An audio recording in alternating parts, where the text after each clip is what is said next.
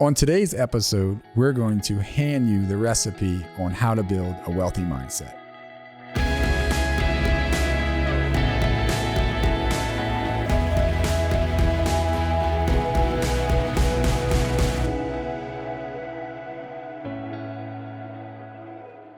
So I do kind of just wish that we would start recording our podcast before we're recording them, because you were just saying some incredible stuff, something about baking a cake, and now I'm hungry.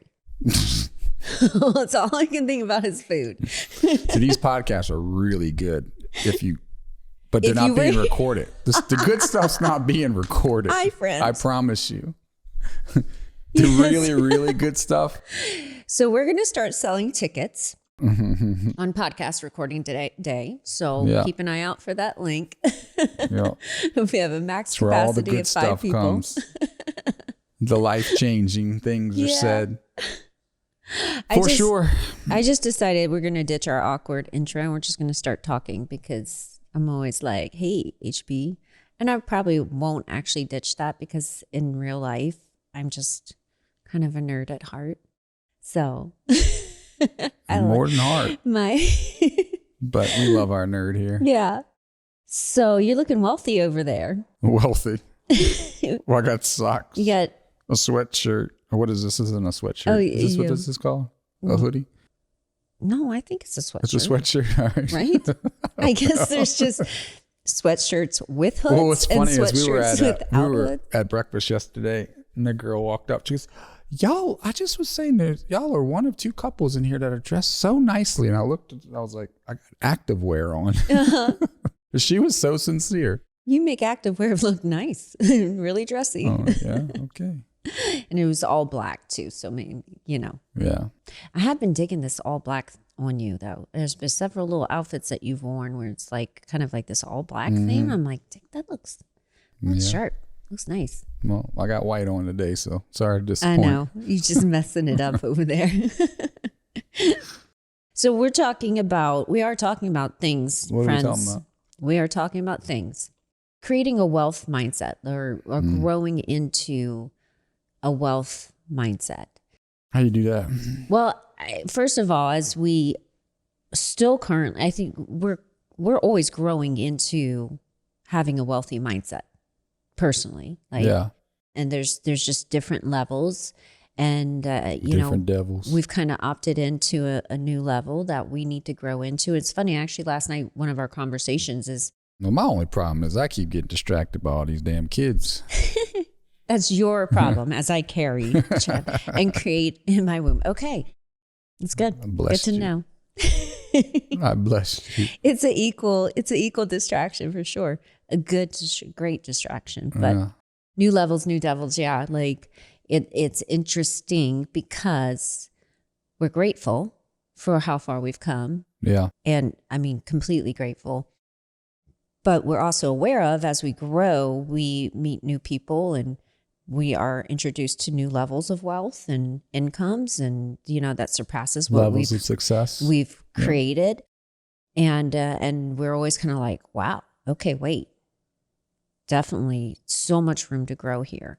But there is what we know to have gotten from where we started to where we are now, which is significant and doubles what most people, triples probably what most people think they could ever do or dream of doing in their lifetime. So I do think there's like this set of rules that we've adopted. Why are you laughing at me? You and your math. I know, I try. That's why I always look at you when people are like, numbers. I'm like, It's all good. So, but I don't know, it's not my talent. It doesn't need to be my talent. That's right. Stay in your genius. Words are my talent. That's the lesson. Stay in your genius. No, but what we were talking before it launched, though. Let's talk about baking that somewhat cake. To your point was, if you're going after something purely off of money, then once you get a little taste of that, not even to that goal, but you get close to it, you're going to kind of be comfortable and kind of just stop. Mm-hmm. And that's when, if you don't have purpose behind it, you're going to have problems to stay motivated, to operate at that intensity and that level that's required to actually get, say, the income goal that you want or the level of success. and this isn't a conversation about purpose, but that was kind of what we were talking about prior to hitting record on this. And I think that's where, we find ourselves is like, my goal was a certain amount of income a year, and we find ourselves making that in a month now. And it's like, we have purpose, obviously, but to go to that next level is going to take a lot more energy. Mm-hmm. So it's going to need a lot more clear purpose, at least for me. And that's what we're in that stage, right? Like you said, new levels and new devils. But so we're in that discovery stage of dialing in that purpose at a level that excites us to go to that next step. But some people, it is going to start out as just a monetary goal, something that serves you and your needs and wants. Out of a certain pain. To get out of a certain pain. But that's that whole cycle of the pain resolution conflict that they talk about. That once you, like, it's, for instance, in the health industry, it's people want to lose, they'll say 50 pounds. They'll get to where they lose 30 because it comes off pretty easy and quickly, right? But they never go to the other 20 the pinnacle. Because the pain was relieved.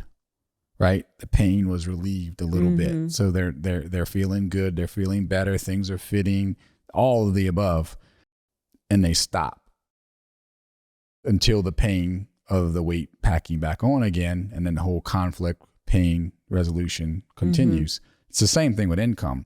It's difficult because you want to have somewhat obtainable goals, but you also want a stretch in there as well, because you're going to come up a little short before that same pain conflict resolution kicks in, the same as it does for your health. Meaning, if you set a goal for $50,000 a year because you want to come away from your job, your job, you work for somebody, and you want to come home and make that from at home, I wouldn't set 50,000 as a goal. I would probably stretch it a little bit. And I don't know where that stretches you. Maybe it's 75 or 100, because otherwise you're going to come in a little lower and you'd be like, oh, well, that was good enough. Right. Mm-hmm. Does that make sense? Oh, yeah. Well, and to your point, it's more about skill power than it is willpower, is one of the things that I learned in our journey from where we start to where we are now. And coming back around to the health, like, not changing the topic, but just edifying what you said there. People can ride out getting out of some pain on just a sheer burst of like energy, which is usually comes to the point of, oh my God, my life cannot go here. Like, oh my gosh, like I cannot step on the scale and see this. I can't get put on this medication or that. I don't want to have a heart attack, And similar to the finances, it's like, no way, no how, I'm not losing my house. So people can take this big burst of energy for a short sprint and relieve some of that pain. But the skill power is the endurance to cultivate the strength, mental strength, physical strength, to change the habits that keep putting you in that place. The number one things that we shifted from early on was shifting from these short bursts of energy to create just a little bit of change, to shifting into endurance mode of like, we're in the race and we have to learn to cultivate sustained energy over a long amount of time to keep creating the change that we want beyond just kind of putting a Band-Aid on. Mm-hmm. It was interesting the other day I was riding, you know how you get the Facebook memories? Mm-hmm. And you love those. I love memories. I came across one, and the reason I like them, there's many ways, but for this instance, I was driving and I was like, wow, I think it was like 5 years ago or something, or 6 years ago, one of the memories popped up and I was like, wow, that was a long time ago, but it wasn't a long time ago, like 6 years ago. You know, I mean, yeah, we were missing a kid 6 years ago, or well, actually 2 kids practically. We didn't lose a kid; it just wasn't created. Yeah, it wasn't created yet. Yeah, we were missing one 6 years ago, but we lost him that day. But I look at our life, and I look at where we were and who we were too as individuals, and again, it was like, well, that wasn't a long time ago, but what transpired over that time is a lot. Our lives are night and day. We are night and day as human beings as 6 years ago. And I actually did a live on our health coach page about that on coaches that we mentor. And I was talking about, it's one of the things that people, we'll find people like they'll come to events that we host or other people host, or, they'll read a book or they'll attend a training and they'll stay consistent in applying the information. Well, half won't do a damn thing. They'll leave there, won't do shit-ola, and then complain about it, which is mind-boggling. And yeah, I'm speaking to you if you're in my events and you attend them. And the other half of you, because I'm calling you to greatness, that's always my objective.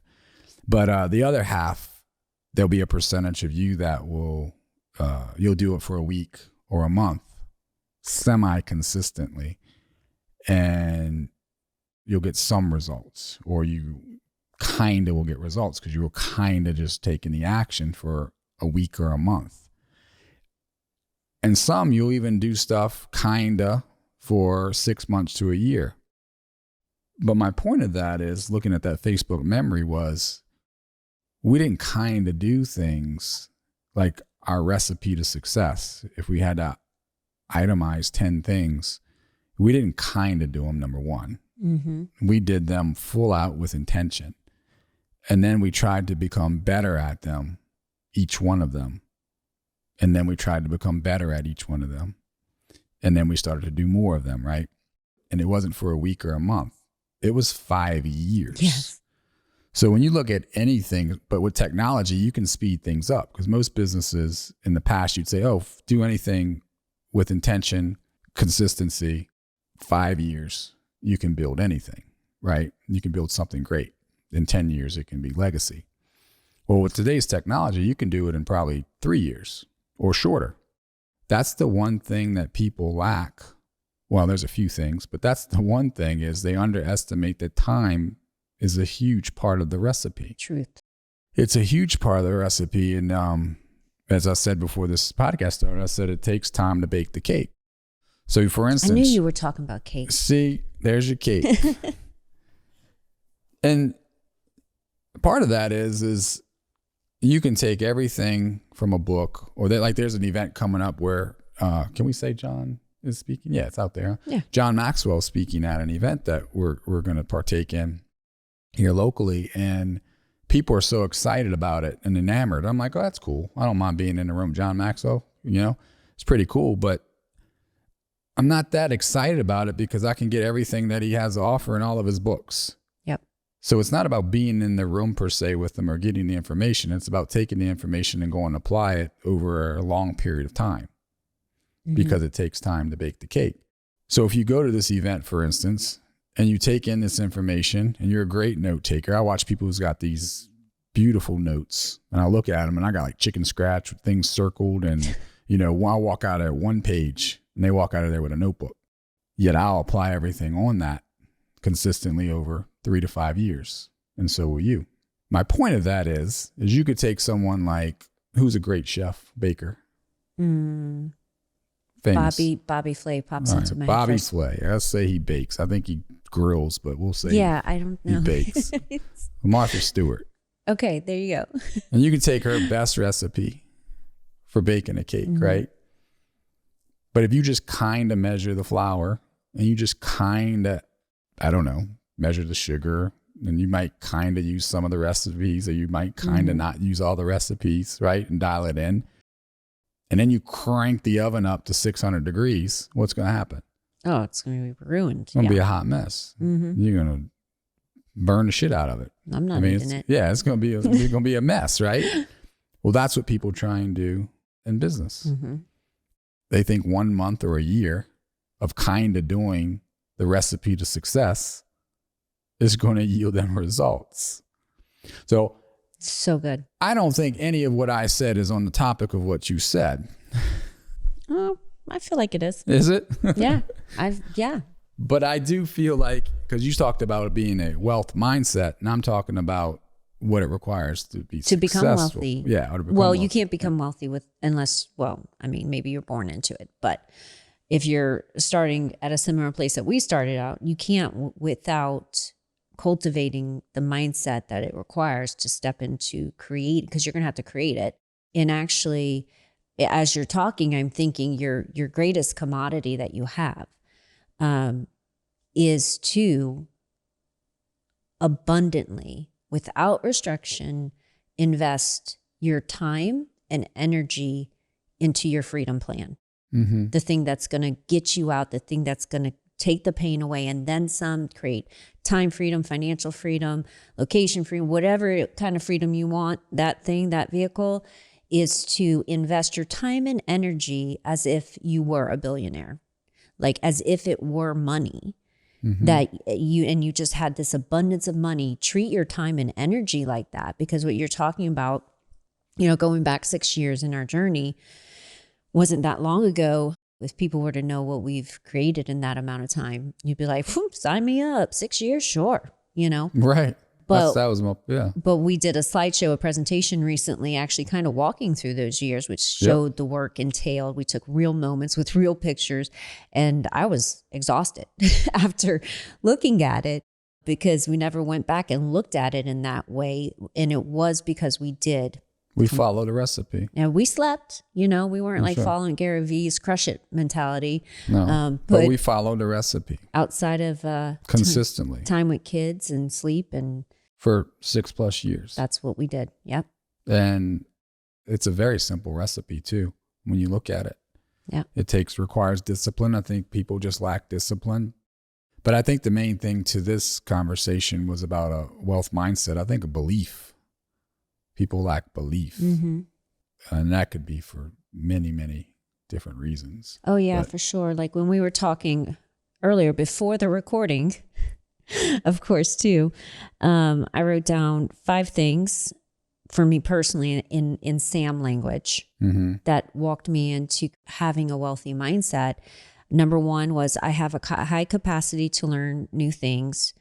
Number 2 is I have abundant energy. One of my biggest problems was just thinking all the time I'm tired, or I can't, or, not wanting to do other things, like watch TV, So one of my biggest steps into that was being like, no, I've got abundant energy to build this. 3, I always have room to grow and I'm eager to step into it. 4, I don't need to know everything, but I'm curious enough to try new things. 5, wealth takes residence on a positive wavelength. So any form of negative thinking kind of just had to go. And that meant I had to entertain the fact that I could grow. I had to entertain the fact that I did have endless energy to grow this thing. That I did have the time, that I did have the resources or could cultivate the resources or know-how, I had to step outside of all the negative trajectories that would typically tell you can't. And I had to entertain the I can thinking. Well, to that point, sort of. Oh, are you going to disagree? No, I'm saying, I'm trying to, because I don't want to say it ties into exactly what you're saying. So that's why I threw the sort of in, just to protect myself for all those. Protect you with my foot. Opinions out there. I think once we dialed it in, and once you dial it in and you figure out what you want to create and what's it smell like, taste like, what your bank account looks like, and that, I think one of the measures for us was to always operate in that realm of being uncomfortable. You know what I'm saying? We always let's schedule this or let's do that. Oh, that makes me feel uncomfortable. Okay, let's schedule 2 of them. You know what I'm saying? Yeah. So that's a great point. Always operated in that place of uncomfortable till it became comfortable. Mm-hmm. And then we had to go bigger to where it was uncomfortable again. Yep. And then that was kind of the game, I think, for us. It was, once it got too comfortable, then we need to make it uncomfortable. And Yep. to some people, that's you're insane. But that's what it takes, because being comfortable is getting you exactly what you want. What you have right now, rather. Yeah, and sometimes, honestly, the things that make people uncomfortable are stupid. I'm just being honest. When I look back, the things that made us uncomfortable, like scheduling gatherings or going out to dinner or lunches with people or traveling to a state to host a gathering and speak and talk about the things that we need to talk about in order to scale our business. Those are all the things that made me feel uncomfortable, or like trading TV time to go invest into personal growth, you name it. And I look back and I'm like, probably the biggest discomfort was scheduling ourselves busy, like filling our calendar, because I realized we've always been hard workers, but maybe not as hard as we thought, kind of like or not as intentional. A typical world hard worker. If you book me between 9 to 5, you got me. But anything outside of that, I'm going home. It was really more of we were hardworking employees. I was gonna say that's an employee mindset, not an entrepreneur mindset. It's an employee mindset for sure. Yeah. So then it was extremely uncomfortable. Now I look back and I'm like, oh God, I can't believe I just was so reluctant to book the plane ticket to go host the event. Right. Like what was the deal with me? You know? Or I was so reluctant to read that book, like to just finish it, just to pick it up and read 5-10 minutes a day. But I really threw a big old hissy fit about that, Well, I think too, to that part about the time, tying that back in or bringing it back in to place, is I think when I started, I heard it said once. And so I started using it on other people to help move them, to help them have a paradigm shift. And it was like, if you keep doing what you're doing, like whatever JOB you have, whatever career you have, if you keep doing that for the next 5 years and you do it well, like whatever it is it going to get you what you really want? And everyone says no. Like if you're working at 9 to 5 somewhere, so you're working and you're employed by somebody else for 5 years as hard as you can, is it going to get you your ultimate goals and dreams? And the answers are resounding no. Right. If you're honest. I mean, there's some people that will lie to themselves and they'll lie to the end of time. I was about to go on a rant. But I'm going to digress. And I think that's what I started asking myself was, man, well, that's a no. But if I do this vehicle, because I've seen people utilize this and over time went all in, then yes, this can produce my goals and dreams. And I think it's just people being honest. So when we owned our gym, we were like, if we continue to do this for another 5 years, is it going to get us our goals and dreams? The answer would be no. But then the justification will come in. Yeah, well, you could make it do a little better and you could maybe scale it here and that. And then we're like, you start fooling yourself. Yeah. And they're like, no, it's a no. Yep. And that was actually a huge wake-up call for me then in our previous business, because what I had to shift that thinking to also was, in 5 years, can I change the things I don't like about this business model? Like, can I change the things I can't change? Yeah. Having employees or, just different things that might come from that. There's some really great employees out there, but there's also some, if you're an entrepreneur, there's some not great experiences either. Both goes both ways. But there was looking at the things I couldn't change. I'm like, yeah, nope. In 5 to 10 years, that's not going to get better. That actually, if you scale it, is going to get worse. Do I want that? Right. Right. Like there's the 2-part question of, can I scale it? Well, we have been trying to, and it really hasn't happened. But theoretically, can we adopt new systems or this or that? I guess maybe we haven't explored everything. Yeah. If we were to actually scale it, what else would I be scaling with that? Yeah.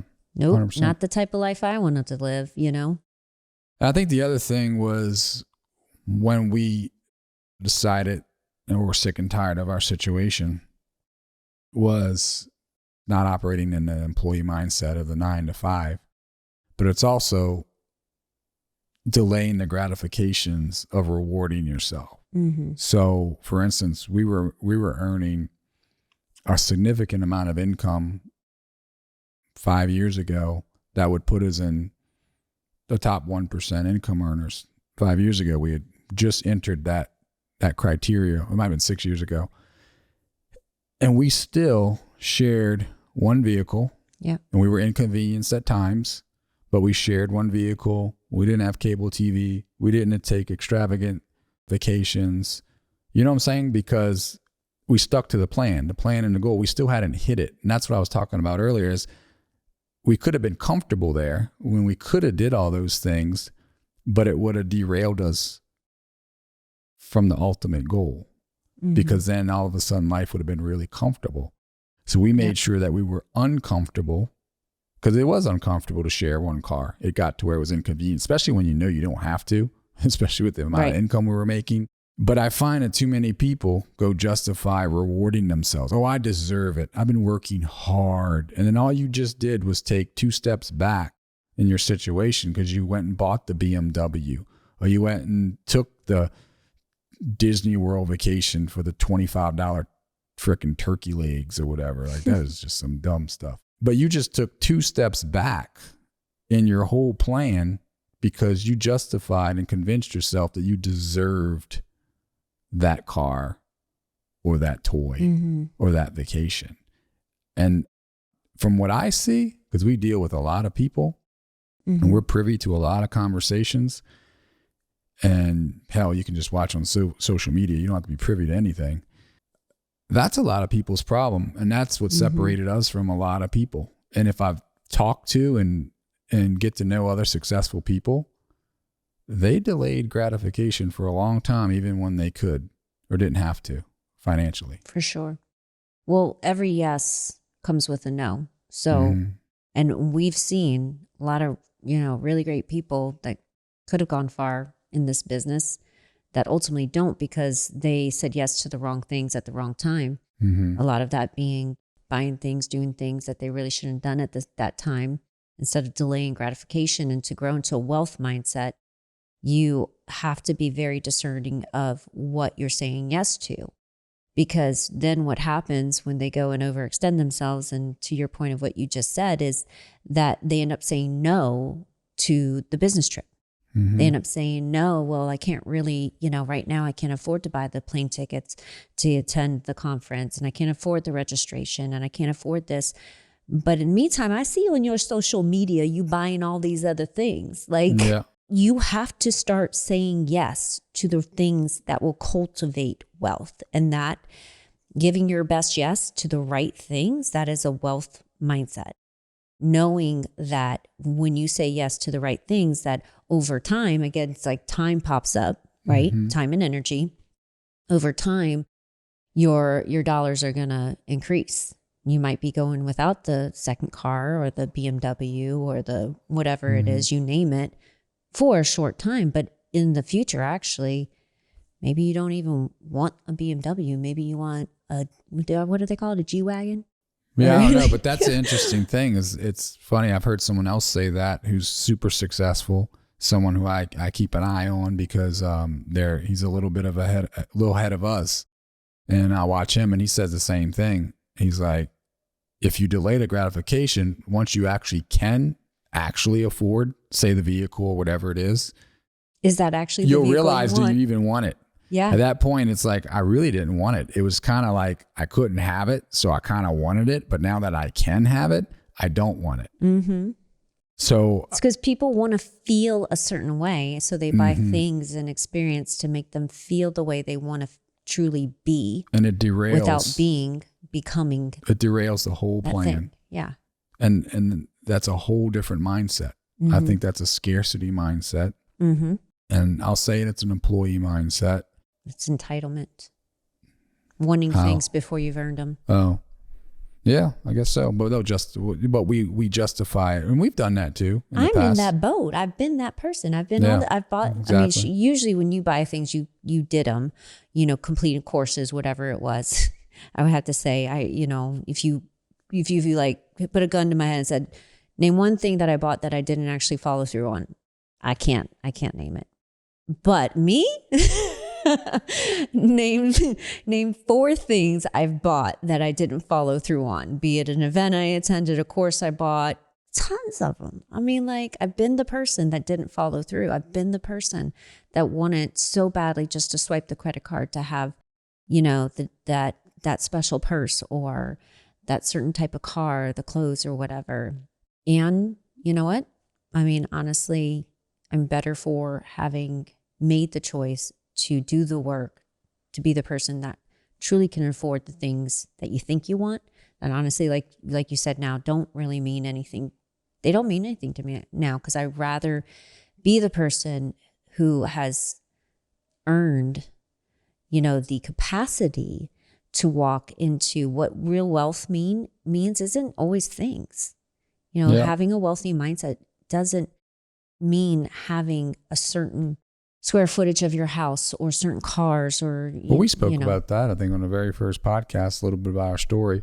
That was kind of how it started. Because sometimes, we get asked these questions because I think we do. People bring it to our attention that we underestimate what we created and where we are, which I think is good, and serves as well. But then I think it's a double-edged sword, and sometimes it doesn't serve us as well.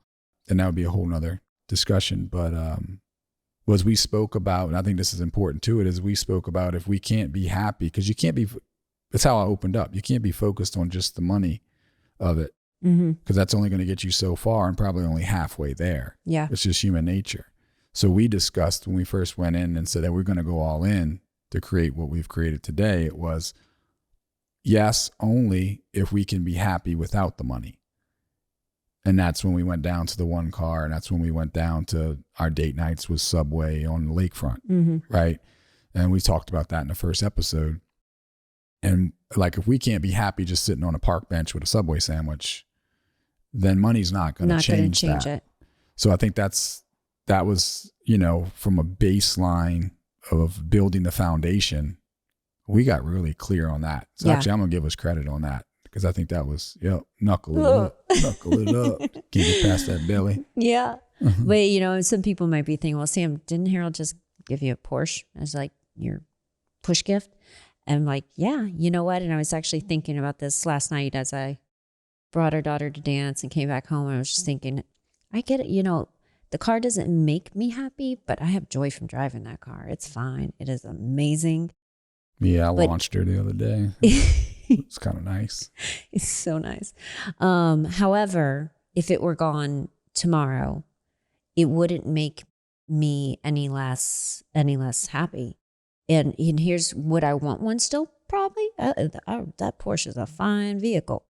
But I wouldn't stress, because ultimately, because of the things we've just talked about, I have confidence knowing that I could get another one if I really wanted it. Yeah. I have confidence knowing that the skills and the mindsets that we've learned to create the business that we have and the income that we have and the life that we have, I can transfer that over into many different things to recreate what we've done. Mm-hmm. So this mindset, having a wealth mindset it is the reward. It is the wealth, first off, because it's better than winning the lottery, because you can't duplicate that. This we can duplicate. Yeah. Yeah. So to put a pretty bow on this one. What's your bow? What's my bow? I don't want to go through it all again, but I think the main thing is to be happy with what you have now, because money's not going to, if you're waiting on money to change things. I think that's a great foundational piece, first off, to start with. Second would be the time. It takes time to bake the cake. And people underestimate that time is a key ingredient in the process, if not the most important.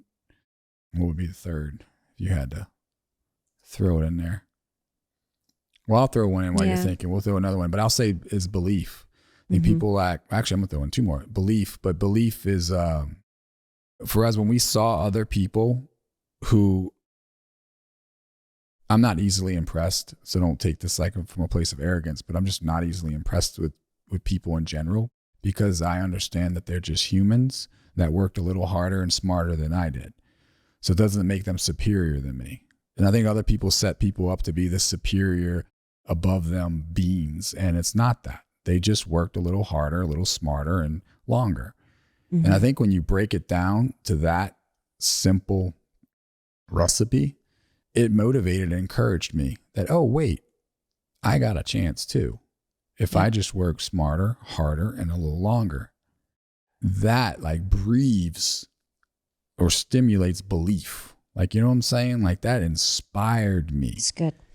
Because otherwise we hold these people up and I won't mention names. There's people who, before the podcast, I was mentioning them, like, these people were nobodies. Look at their career and where they went. And I don't mean nobody like in a degrading way. Right. I mean nobody like I'm a nobody. You know what I'm saying? Like, right. as far as we're all nothing. We're all the same. Yeah. But if you set them up to be something of a superiority, that's where your belief just gets suppressed.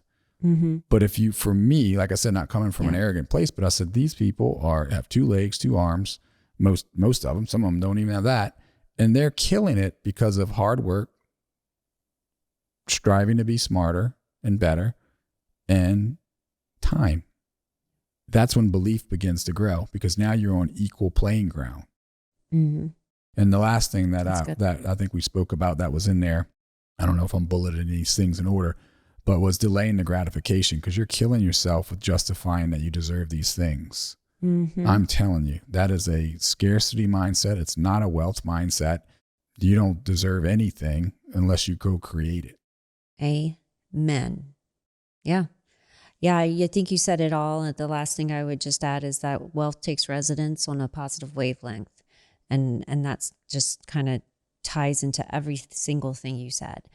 Because if you're just the one that's telling yourself every day you can't, you won't, you couldn't, blame, excuses, all the things. And just face it. Honestly, most people are thinking like that most of the time. Yep.